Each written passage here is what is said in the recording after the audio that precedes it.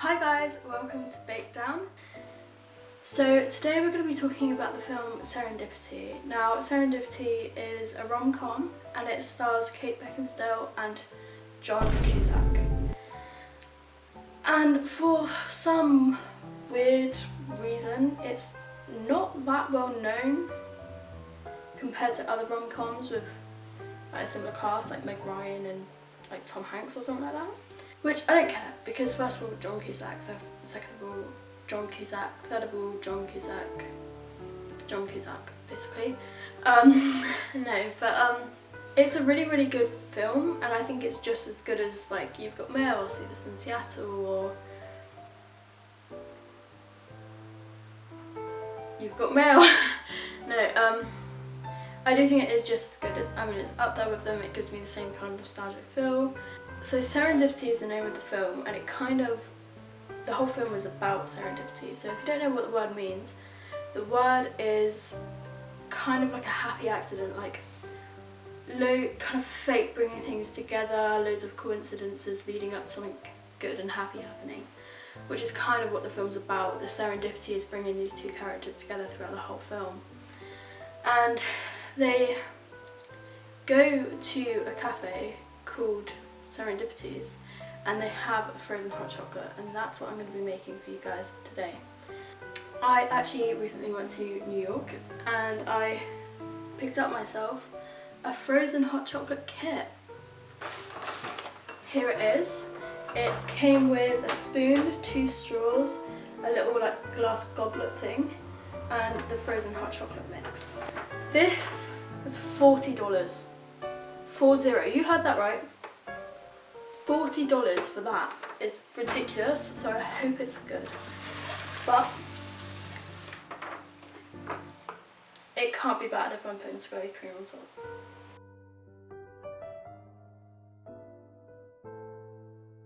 That's all I'm saying. So let's talk about the film a little bit. We start out the film with Christmas music. Now, it's set around Christmas, but it's not a Christmas film. It's the Die Hard debate. Die Hard is not a Christmas film. Just because it's set around Christmas doesn't mean it's a Christmas film. It doesn't. Like, no movie called Die Hard could be a Christmas film. But this film is kind of set around Christmas, but it's not really a Christmassy film. Like, I'm not at Christmas time watching Serendipity because it's a Christmas film. Like, no. However, we start off 5 days before Christmas in Bloomingdale's, one of the most iconic department shops ever, especially in New York. And 2 characters go and they grab the same pair of black gloves. And this bit I really like because it kind of shows how similar-minded they are. They're very like-minded, these 2 people. They both try to give it to each other rather than saying like, I had it first, no you, no I had it first, no I had it first. They were fighting over giving it to each other, which was nice. In the end, Jonathan says to Sarah, you have the gloves. And she's like, okay, but I'll take you out to Serendipities and I'll treat. And he's like, alright then. So then we meet them in Serendipities where they have a frozen hot chocolate. So let's get started. Okay, so you're going to need, this looks weird because it's organic milk, but it's just organic. Also, look how fancy. I don't know why it's from Waitrose. We never shop there, but anyway. You are going to need half a cup of milk, half a cup of frozen hot chocolate mix, which is kind of a juxtaposition, but anyway. And 1.5 cups of ice and a blender and some whipped cream to put on top. We see Jonathan and Sarah in Serendipities, and they basically just get along really, really well. And also, these are cup measurements. They just look really fancy. My mum bought them for me. So anyway, they go their parting ways, but then, in an act of serendipitousness, they both leave something at the restaurant cafe place. And so they both go back at the exact same time. So they decide to go out for the rest of the night, and they go out ice skating and they have a really good time. And then at the end, they decide to exchange numbers. However, when Sarah goes to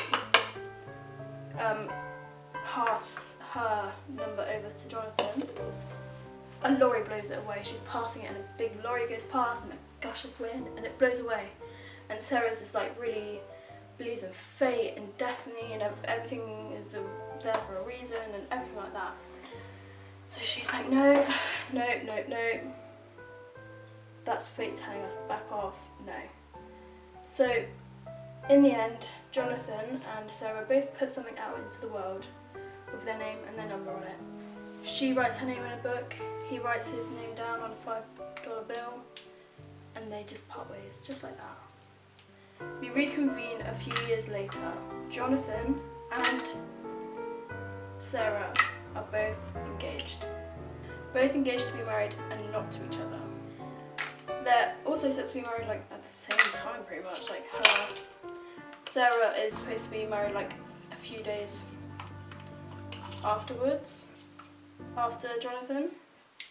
Jonathan is going about his day and he just hears the name, sees the name, Sarah everywhere. Everywhere he goes is Sarah. I'm gonna get some more ice. And he's kind of there thinking like, what the hell like is happening? I'm seeing this girl everywhere. Well, I'm not seeing his Sarah everywhere, but like there's signs everywhere. Sarah. He keeps coming back to Sarah. So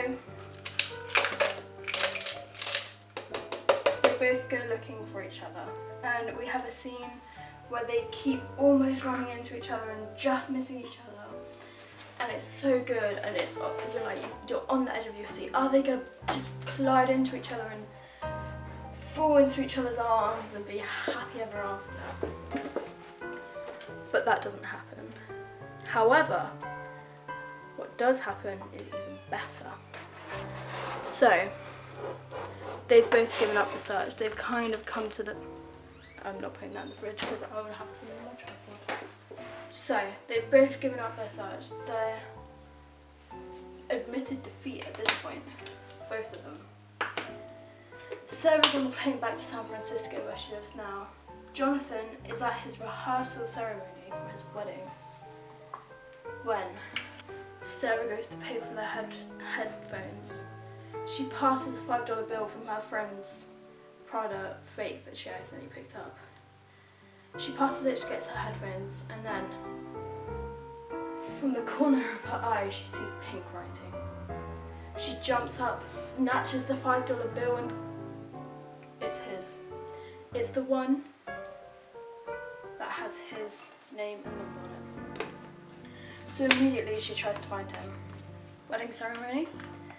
Afterwards, Hallie, his fiancée, gives him a wedding gift. None other than the book that she wrote in. They've both found each other, but will it be too late? Sarah rushes off the plane and gets in a taxi and finds his address, and she finds out he's getting married today, and it might even be too late. She rushes to the Waldorf Astoria, but ironically they also went on their first day they met, and the wedding's over. He's married, he's gone. What is he? The guy packing up the wedding said it was over before he really even began. He called it off! And she's like, he called it off! And he's like, yeah, and she's like, oh, like, she's crying with happiness and she kind of has to make it look like she's sad, but she's actually happy.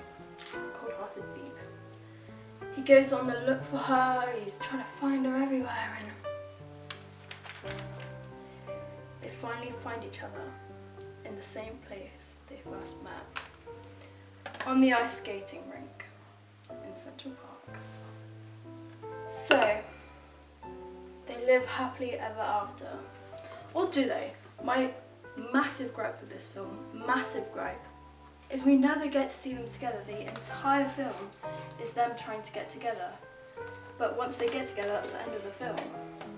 And you just don't see what happens next, which is really, really sad. Oh, that smells so good. Which, in my opinion, like, even a little flash forward to like a few years, they got kids, do you know what I mean? Something like that would have been great. But no. Okay. I'm gonna pour this into here. There are a few things that I don't like about this film that I'm going to talk about now. Starting off with Sarah's / Kate Beckinsale's outfits. They're cute outfits, like, don't get me wrong. They're really nice. Especially the first one that they like meet. What she's wearing then is so nice. But so impractical for New York. She's wearing a tiny little cardigan and a tiny little mini skirt on the ice rink. Like, what? That makes complete and utter zero sense. It's all just to do with the male gaze and like wanting her to look so gorgeous and petite and pretty in the scene, so we can all see what Jonathan is seeing in her. So we can all see already with her being fully clothed in like pajamas or something, do you know what I mean? Like, it's Kate Beckinsale. And also, I hate that there's random sexual jokes throughout of it and like just random like a random sex scene. It's just not necessary, and it's kind of very contradictory to the rest of the film because I hate it, and it kind of ruins the vibe a little bit, which isn't great. So we are going to put our whipped cream. The whole thing about like the random sexual remarks, and also the fact that we don't get to see them.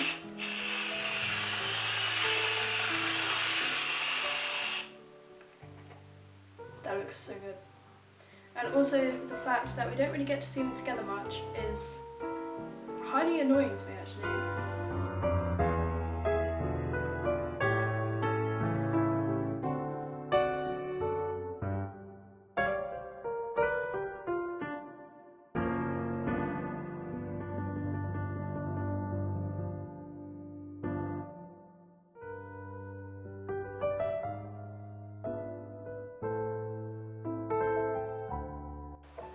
Doesn't that look so good?